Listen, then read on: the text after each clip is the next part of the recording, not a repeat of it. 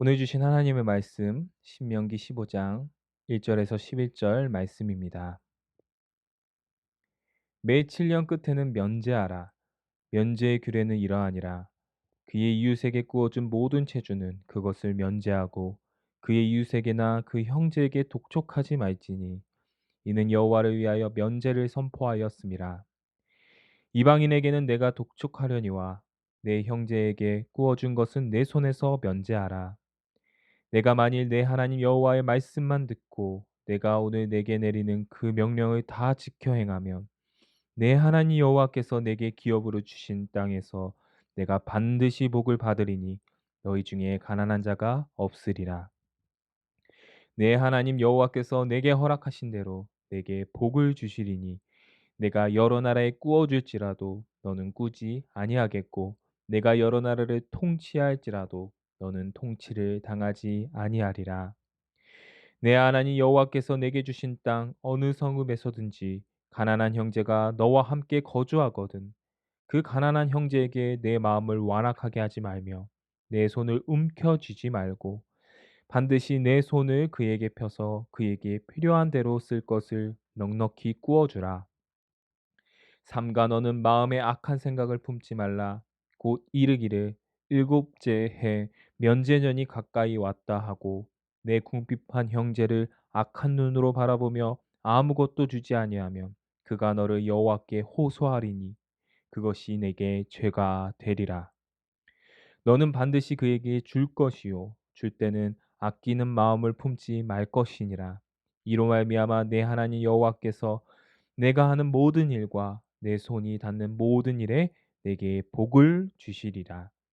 땅에는 언제든지 가난한 자가 그치지 아니하겠으므로 내가 내게 명령하여 이르노니 너는 반드시 내 땅 안에 내 형제 중 곤란한 자와 궁핍한 자에게 내 손을 펼칠지니라. 아멘. 오늘 주신 하나님의 말씀으로 거저받았으니 거저주라는 제목의 하나님의 말씀 전하도록 하겠습니다.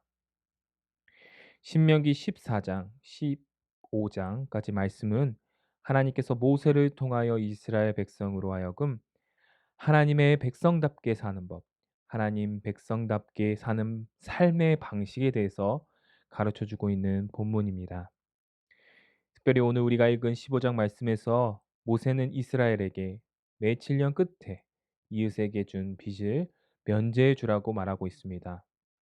사실 돈을 빌려 주었는데 그 사람이 다 갚지도 않은 채로 빚을 면제해 주는 것은 채권자 입장에서 어려운 일입니다. 왜냐하면 그 빌려준 돈은 채권자가 열심히 일해서 벌은 돈이며 그것을 다 받지도 못한 채로 빚을 탕감해 주면 채권자에게 손해가 될 수 있기 때문입니다.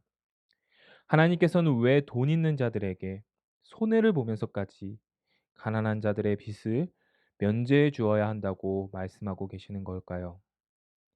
1절에 면제하다라는 단어는 히브리어로 쉐미타, 속량하다, 구속하다라는 의미를 포함하고 있습니다. 이 단어는 애굽의 종되었던 이스라엘을 하나님께서 그 권능의 팔로 속량하시고 구속하셨던 출애굽 사건을 기억나게 만듭니다. 이 신명기를 처음 듣고 있는 이스라엘 백성들은 아직 가나안 땅을 들어가기 전이기 때문에 빈부격차가 그렇게 크지는 않았을 것으로 생각됩니다.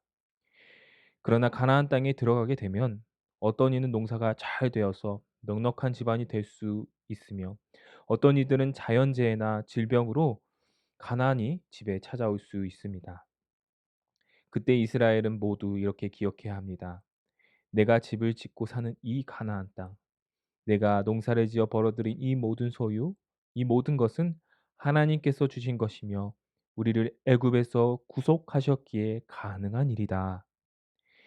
가나안 땅 자체가 하나님께서 거저 주신 것이기 때문에 이 모든 것은 하나님의 것이라고 말할 수 있습니다. 그러므로 하나님께서는 이스라엘이 가지고 있는 소유를 가난한 자들에게 나누어 줄 것을 명령하시고 요구하실 수 있는 자격이 있는 분이시죠. 모세는 이러한 면제를 행할 때 채권자의 마음이 중요하다고 말합니다.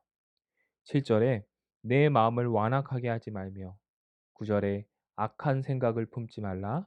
10절에 아끼는 마음을 품지 말 것이니라. 억지로 면제년을 행하는 것이 아닌 넉넉하고 자비로운 마음으로 하나님의 명령을 지키라는 것입니다. 지금 본문의 맥락은 계속해서 하나님의 백성답게 사는 법을 우리에게 말해주고 있습니다. 자녀는 부모를 많이 닮습니다.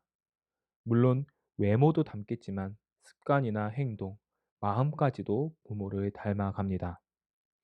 우리가 하나님의 자녀라면 우리도 하나님의 넉넉한 마음과 자비로운 마음을 닮아가는 것이 당연한 것입니다. 하나님께서는 이스라엘로 하여금 이렇게 형제의 빚을 면제해 줌으로써 하나님의 형상을 닮은, 하나님의 넉넉한 마음을 닮은 그러한 사람이 되기를, 또한 그러한 공동체가 되기를 원하셨습니다. 이것은 오늘날 우리에게도 마찬가지일 것입니다. 사랑하는 연희교회 성도 여러분, 우리가 가진 모든 소유는 우리가 노력해서 얻은 것 같지만 사실은 다 하나님의 은혜 덕분인 줄 우리는 믿고 있습니다. 무엇보다 예수 그리스도의 십자가 구원이 없었다면 우리는 이 모든 소유가 있을지라도 그것을 하나님께서 기뻐하시는 것이 아닌 세상 욕심과 자기 만족을 위해 사용했을 것입니다. 그것은 천국과 멀어지는 삶입니다.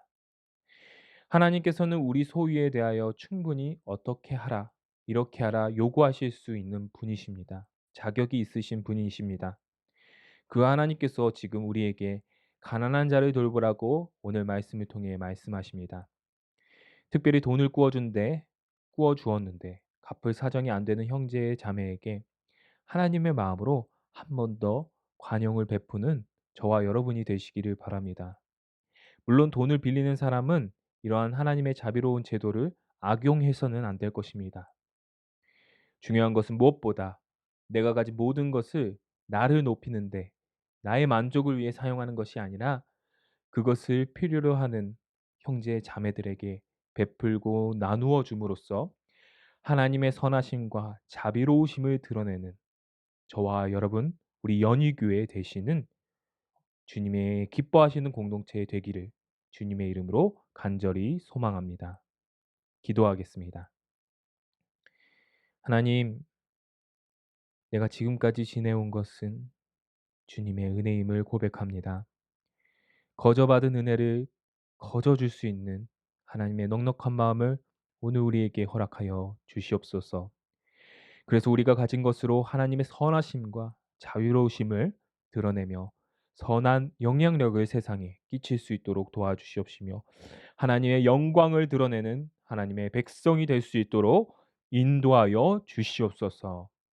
이 모든 말씀 하나님의 사랑과 자비의 결정체 되신 우리 구주 예수 그리스도 이름 받들어 기도드리옵나이다. 아멘. 다 같이 다음 기도 제목으로 함께 기도하도록 하겠습니다. 첫 번째, 하나님의 은혜로 받은 모든 것을 하나님의 넉넉하심과 자비로우심을 드러내는 데 사용하는 오늘의 내가 될 수 있도록 기도해 주시기 바랍니다. 두 번째, 담임 목사님 청빙을 위해서 연희교회가 한 몸을 이루는 지체로서 머리 대신 예수님의 말씀과 뜻이 잘 전달될 수 있는 준비된 목회자를 모실 수 있도록 성도들의 영혼을 사랑하고 푸른 초장으로 인도하며 영혼의 생수를 마시며 성장시키는 목회자를 모실 수 있도록 사람의 생각과 방법이 아닌 오직 주님의 뜻과 방법으로 준비된 목회자를 모실 수 있도록 기도해 주시기 바랍니다. 세 번째, 코로나19의 조속적인 종식과 교회와 모든 성도들의 안전을 위하여 기도해 주시기 바랍니다. 네 번째, 이정미 선교사님의 사역과 가정을 위해 파송 선교사님을 위해 기도해 주시기 바랍니다. 다섯 번째, 환우를 위해서 기도하시겠습니다. 최춘아 집사님 무릎 연골 수술을 받으셨습니다. 빠른 회복을 위해 다 함께 기도해 주시겠습니다. 다 함께 기도하시겠습니다.